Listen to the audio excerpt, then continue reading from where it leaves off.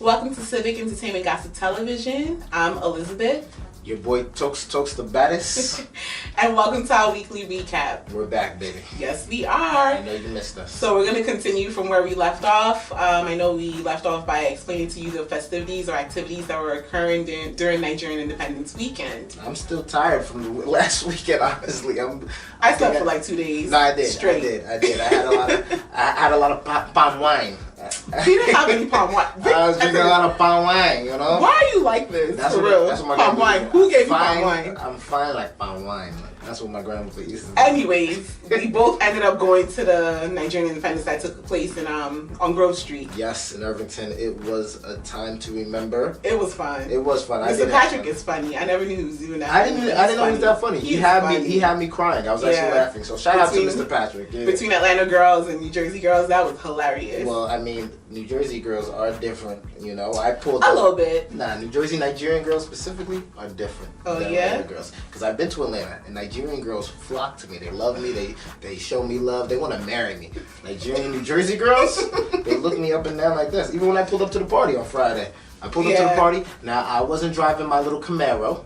I had extra people with me, so I had to drive my boy's Altima. It's still a brand new Altima. It's just an Altima, but it's not Camaro. But it made a difference. It made a difference. It did. We pull up next to these group of girls. You know me, I'm a very nice guy. As soon as I pull up, I said hi. I wasn't saying yo ma. I didn't say hey baby. I didn't say I want to marry you. I didn't say none of that. I just said oh my.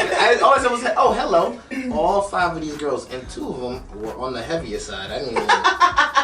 They all hopped out of the Benz truck. They all hopped out of a Mercedes truck. It was nice. It was a nice little Mercedes truck, all white. I'm not going front. That's nice. I said, dang, somebody got money in this crew. I said, but the rest of them were scrubs. One of them had money. The rest of them was scrubs. They all got out the car and they all gave me a dirty look.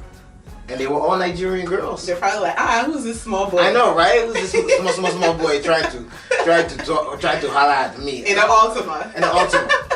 Wasn't my Altima, it was my cousin's Altima. Whatever. I drive a Camry. You know me, Who cares? Who cares? Don't ask me for my money though.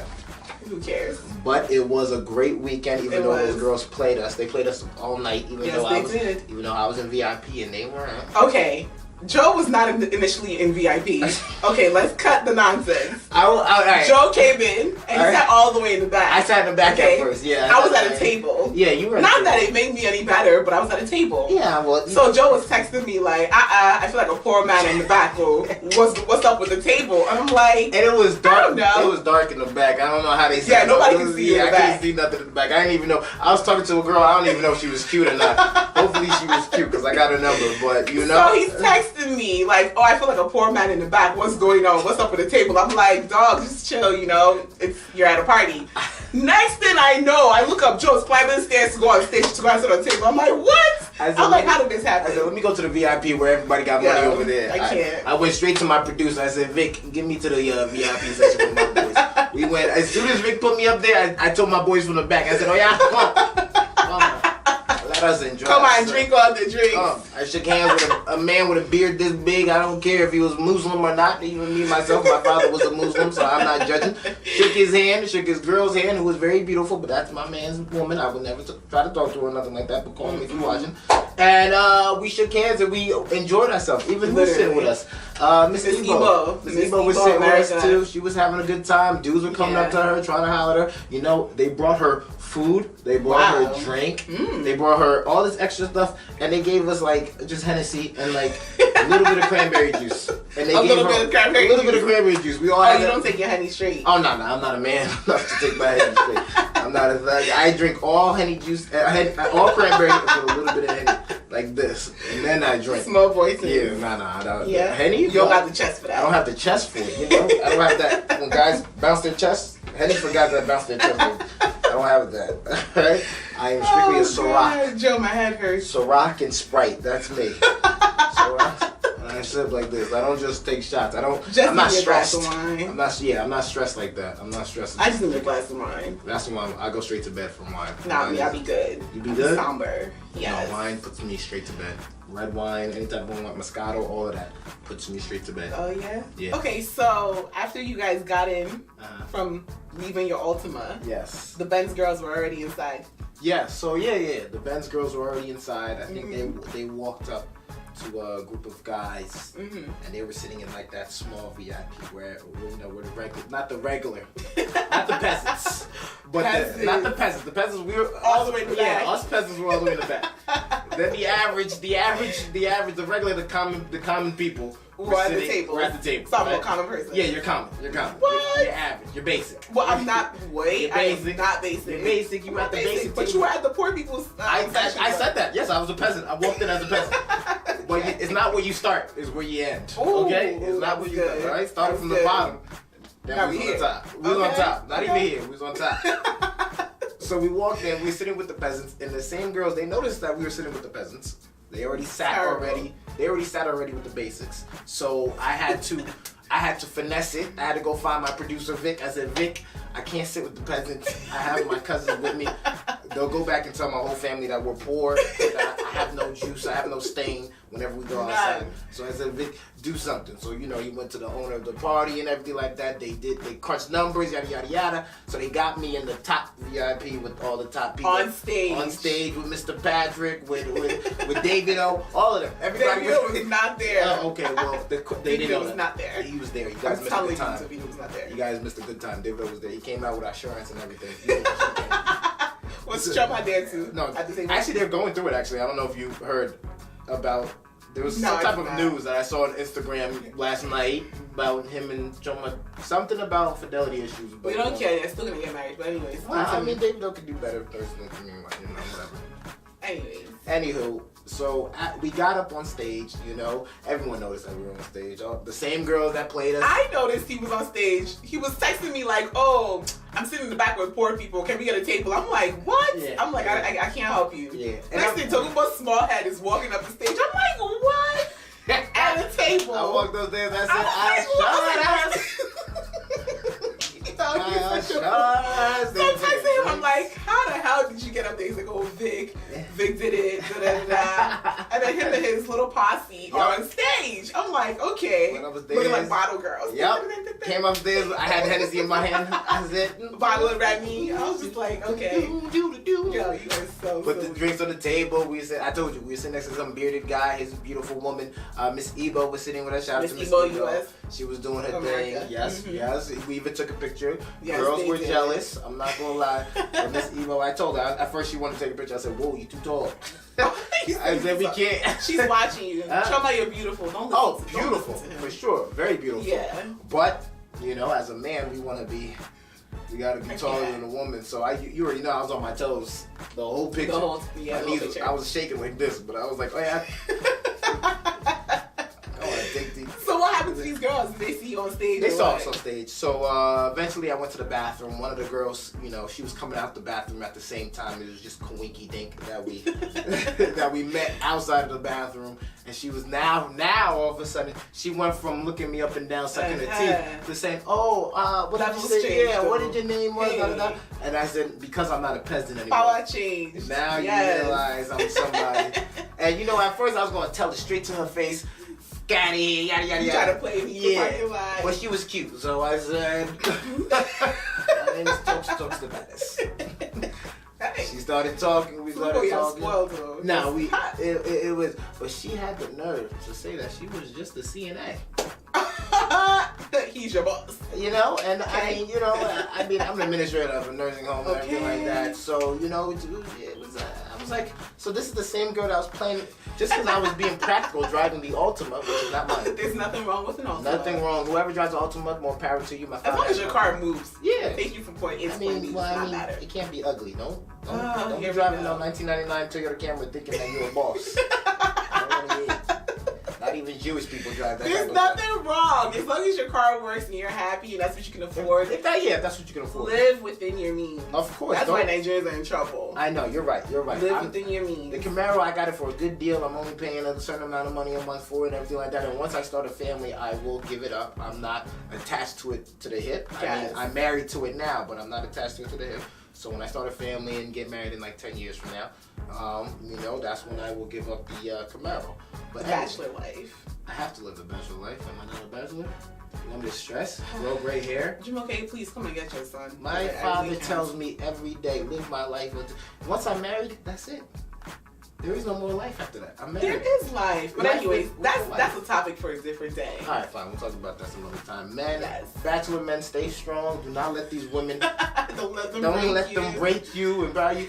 If her mother keeps talking to you, it don't matter. Stay single until you have to get married. It's not when you have to, when you're ready to be married. Like when you know you're done playing, you hang up that coat, you're like, okay, I'm ready to settle down with one person. I mean, I'm no player. I'm a one-woman man of all time, you know? I'm not a player. That's against my culture, my religion. Well, not my culture, but it's against my religion. Completely against my religion. But anyway, shout out to those girls that came out on the Benz and then saw me in VIP, and now they were all over me. Me and my cousins. It boosted his self-esteem. It did. Thank you, ladies. It did. No, it hurt my self-esteem at initially. First. When I came out that car, I said, I'll be damned. Now he's a man. Now I'm a man now, okay? A man. I almost cried looking for Victor. I said, where's Victor? Where's Victor? Bring me on stage. And I see a small head walking up the stage. I'm like, what? I'm like, Tomo's on stage. I was like this. I said, thank God. Because I was not going to be seeing him for hours in the back. And not saying anyone in the back was poor, of course, or anything like that. It's just that scenery is not for me. I wasn't good for it. I was itching. It was He's too a star. dark. He's a star. He can't be in the dark. I'm a star. Well, you're supposed to shine in the dark. But anyways. Shine bright like a diamond. But I can shine bright on the top with the light shining on off my sweat. Even when I was sweating, the light was shining on me. I really cannot even deal. Anyways, it was a good time. It was. We hope everyone enjoyed their independence. It was. So speaking of Nigerians, I'm going to declare October Nigerian month. I don't care how anyone else feels about that. Of course. But so the governor of Minnesota declared October 6th as WizKid Day. Yes, sir. Which is really, really big. Yes, big ups to him. Shout out to Nigeria. So he's the second artist to have a day after him. The first artist is Beyonce, of course. Oh, I mean, it's Queen Bey. Yes. So that's really big. He's doing big things in the U.S.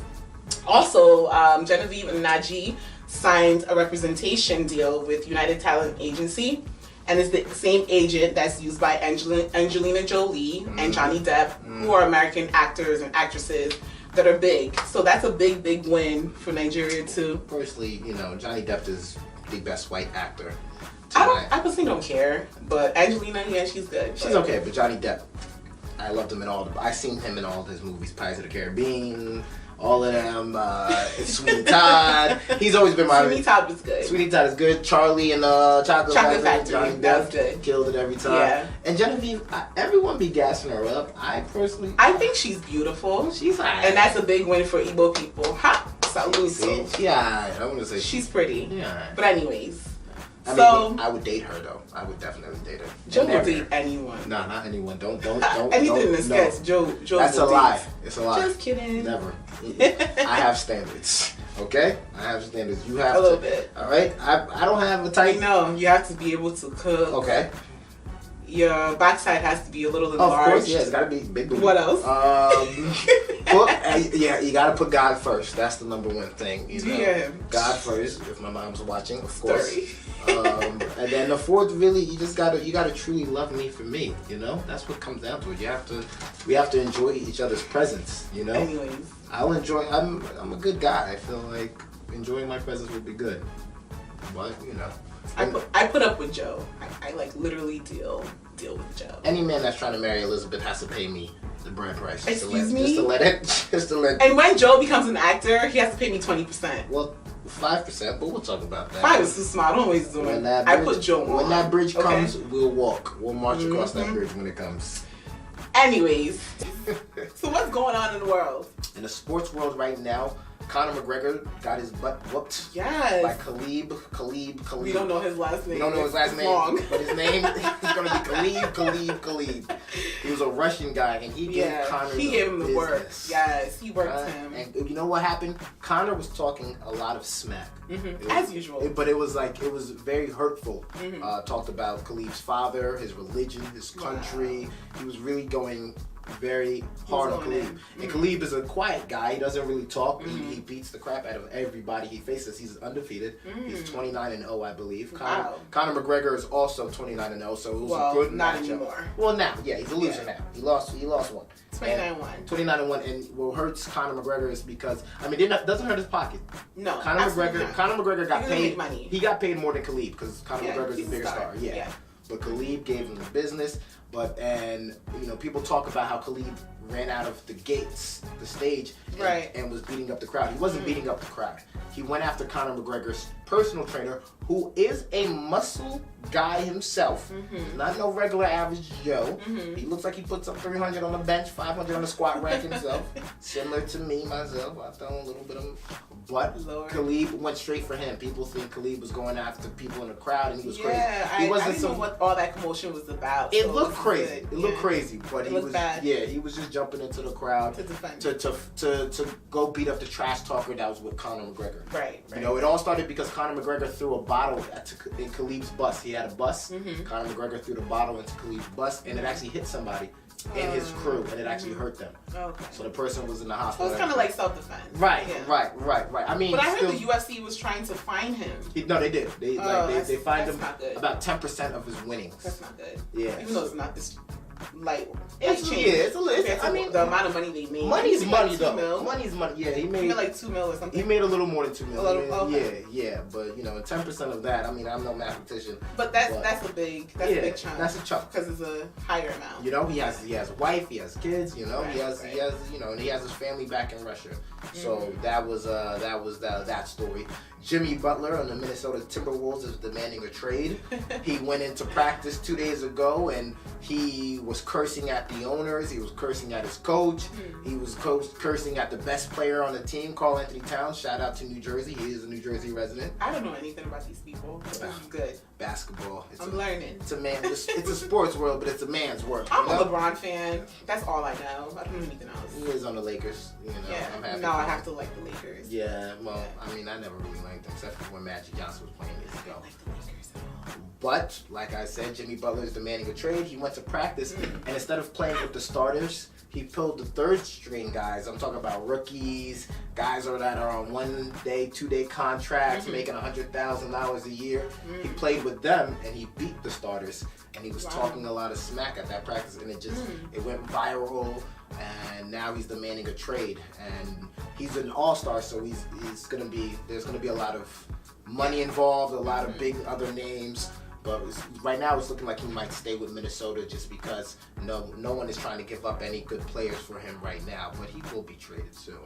So those are the two big things right now in the sports world. Yes, sir. Colin Kaepernick too. And Colin Kaepernick, yes. He has 2 offers. Not 2 offers. 2 teams are looking at him. 2 teams. 2 teams are looking at him. When he gets an offer, trust me, black people, we will rejoice. We'll party. We will rejoice when he gets an offer. Yeah, I know he won an award with Dave Chappelle last night. Yes, I heard about that. Yes, but Colin Kaepernick is and he's staying in shape, and he said that he is training every day. He has to. Yeah. He's staying in shape, even though he's getting these new deals with Nike and everything. Like, shout out to Nike for supporting a young black man just trying to do good in the world. The only thing about Nike though, some of the basketball players are switching over to Puma. Oh. Puma's coming. I know. It used to just be Nike and Adidas. And Nike was here, Adidas was here. Yeah. Puma wasn't even in. Puma was like for soccer, track. More of a soccer, yeah. Puma actually got a couple of young NBA stars to sign contracts with them. Wow. And now people are buying Puma sneakers. They ugly. I don't think all Puma sneakers are ugly. The Puma basketball sneakers. Oh yeah. They're ugly. I don't even know. High top. They look like Air Forces, only in orange.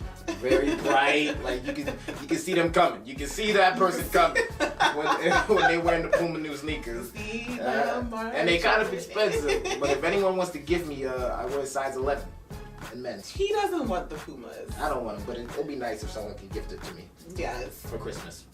Don't look at me. Big sis. Okay, little brother. Okay. Hermes bracelets. Wait, what? Hermes bracelets. I heard those are very expensive, actually. For Christmas. You can afford it. Administrator of 200 people. All right. Well, don't tell them about my business. All right. Anyways, so this weather has been a little crazy. Ugh, you tell me. Not even a little crazy. Just crazy, period. It's 80 degrees one day. Today's 20 degrees. I can't even deal. Woke up with a hat on. I didn't even go to bed with a hat on. That's how bad it was. I was walking around yesterday with a turtleneck. Yeah, no, I had to sweater. I had to sweater and be like this at work.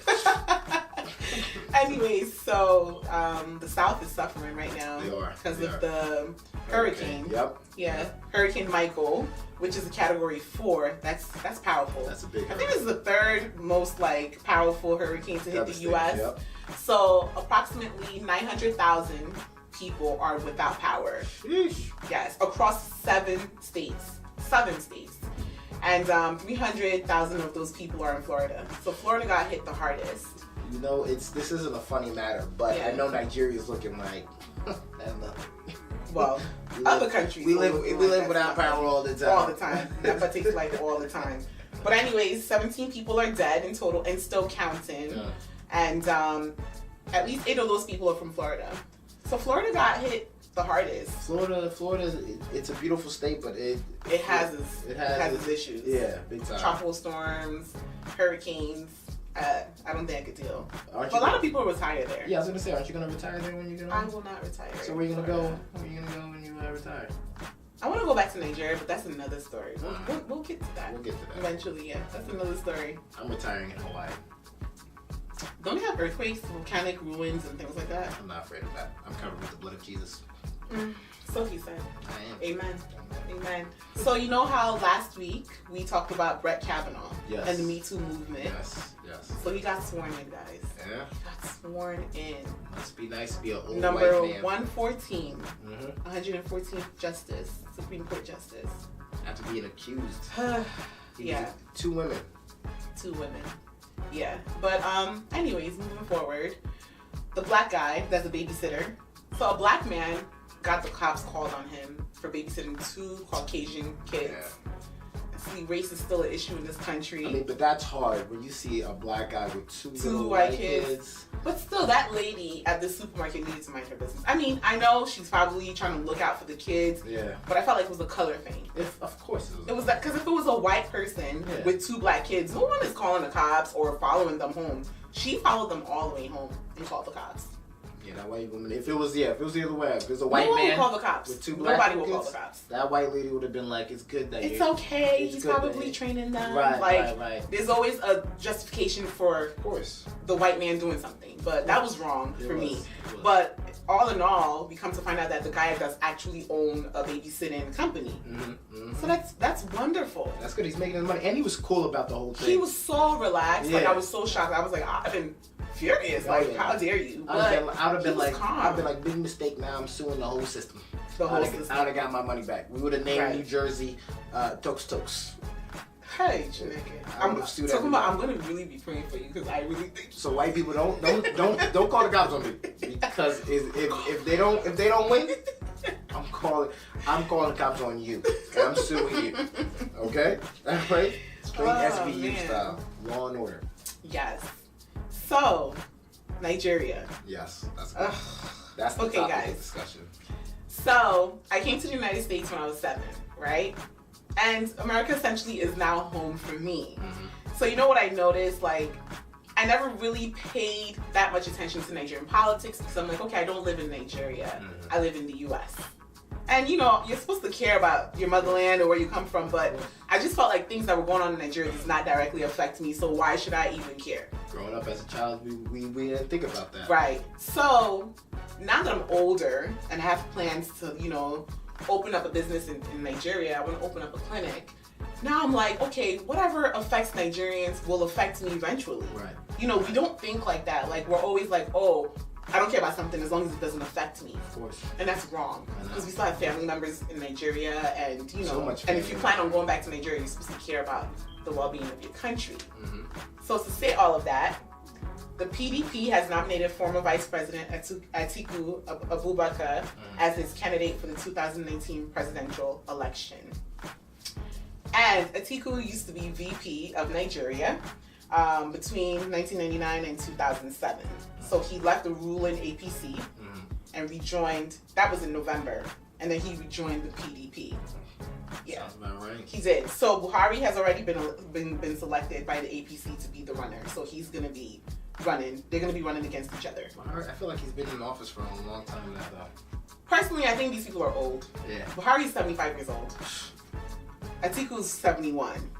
Nigeria needs fresh blood, if you want to ask my honest opinion, because people are suffering. Yeah. And I feel like a lot of these candidates are being like recycled. They've done this years prior, now they're coming back to run for something else. Right. When will Nigeria allow new people to rule or to run for something?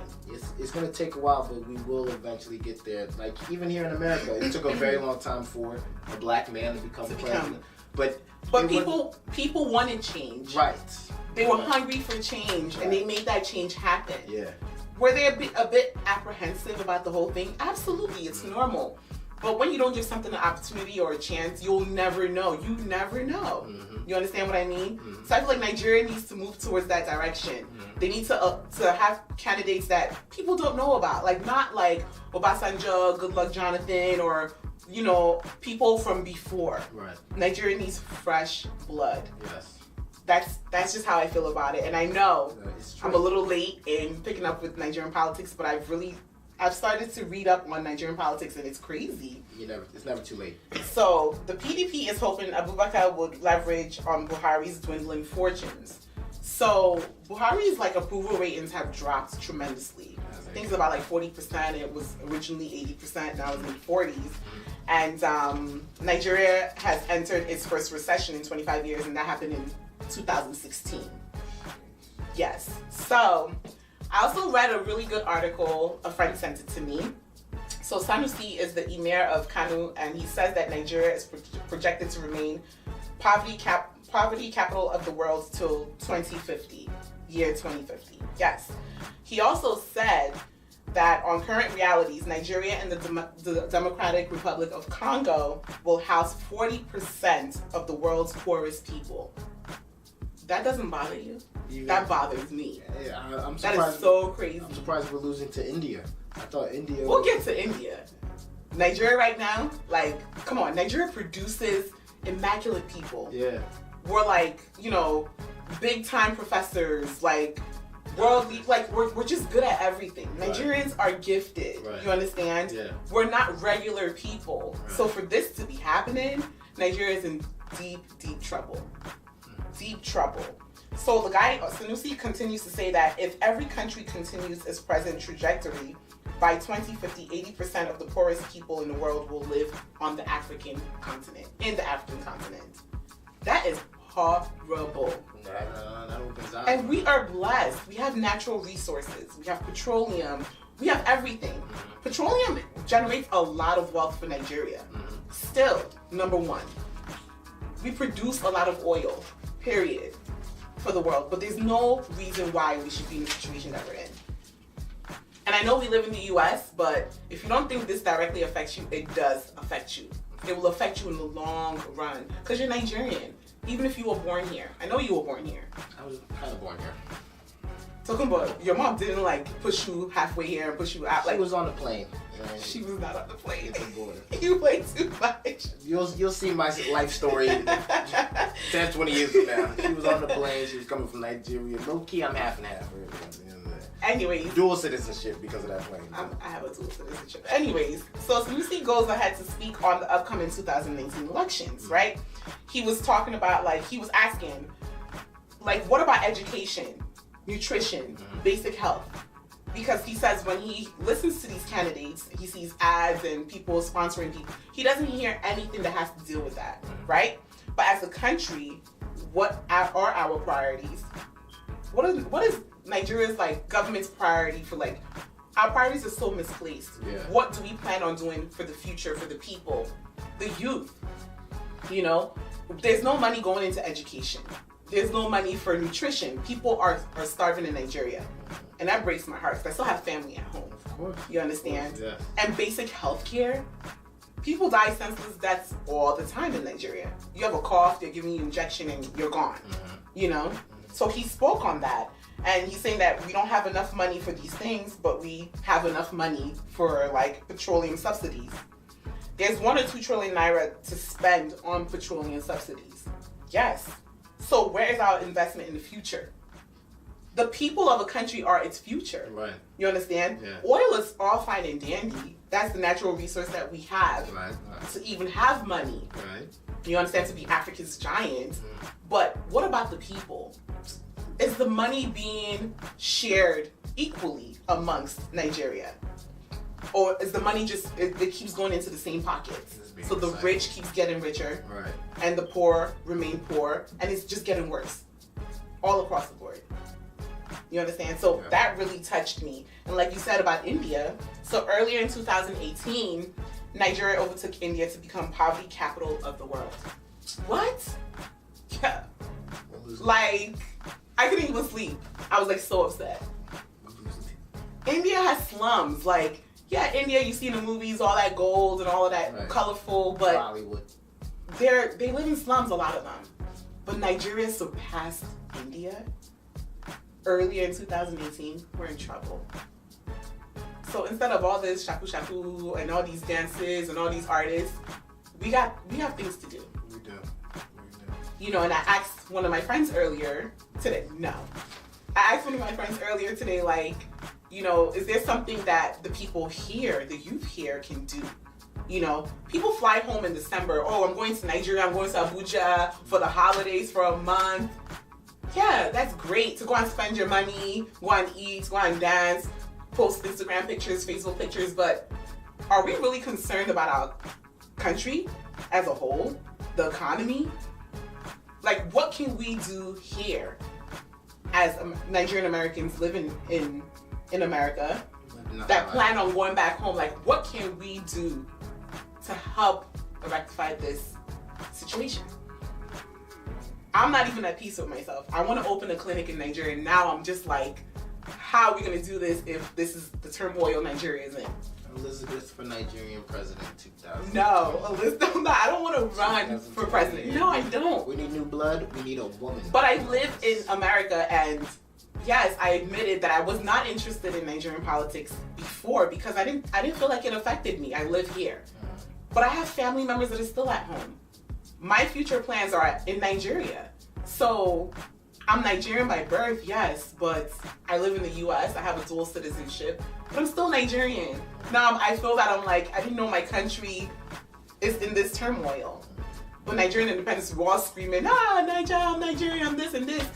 Yeah, but what is there really to be proud of? Like, I love like, what is there to be proud of? You understand? We have great people that come out of Nigeria, but what are we doing as a nation? Why can't we challenge these people?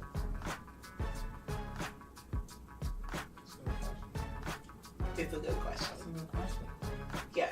So let's all think about it. Not the older Nigerians, because I know you guys are already into politics, but the younger Nigerians that are living in the US. Let's start to think of initiatives and things that we can do to help our country to progress. Thank you for watching the weekly recap. Toast to Bags. And I'm Elizabeth. For president. She has my vote. And I'm vice president. But I'm corrupt, so don't. No, seriously, vote for Elizabeth, not me. Let's fix Nigeria. Seriously. We can do it. Seriously. We can do it. We can fix it. Yeah. Together. Not individually, but together. And the people here too. The youth here. I want us to be more proactive. Not just to go to Nigeria to say, oh, I'm in Nigeria, I'm eating suya, look at the newspaper with my suya on it. Like, let's really, really come together, put heads together, and do something for Nigeria as a nation. Because Nigeria is a great nation. There's no reason why we should be. I know we cannot help to control the leaders that are in power right now, but I feel like if everyone comes together, we can make changes. You understand? Nigeria needs fresh blood, fresh perspective, visionaries, you know, new ideas. People that are not known, that are not into this whole political arena, you know, having recycled leaders. We need fresh blood. We need a new voice. Yes. And we'd like to wish the producer of Civic Entertainment Gossip Television, Victor, a happy birthday. Big Vic. Yes. Filled with good health, and ladies, love, prosperity. And he's single. Ladies, so we go comment to you and put your numbers under the comments so Victor can, like, you know, good looking, come through. Has money. He has juice. Gucci loafers. Gucci loafers. Believe that. And whatever bride price that you guys are trying to buy from he can afford it. Go straight to me. Okay? Whatever husband price, whatever, go straight to me. Alright? And I'll divvy out to whoever I need to do if you got Victor. Alright? And it's not cheap either. He's a good man. Alright? So that costs a lot of good, loyal man. Okay? So that costs a lot of money. Ladies. Victor's best man. Alright? So you have to pay me in order to get to Victor. Alright? And he can have 2 wives. Not just one. 2 Victor, wives. you're not allowed to have 2 wives. I'm What? sorry. You need one woman. One solid woman. No, one that can guide you. Of course, towards one your will vision. guide. But as you all know, women get old and everything like that. You need 2 wives. 2 wives. I mean, it's more stress, but you need 2 wives. Everybody knows that. Alright? Even me. But we see you, Vic. We see you. Happy birthday.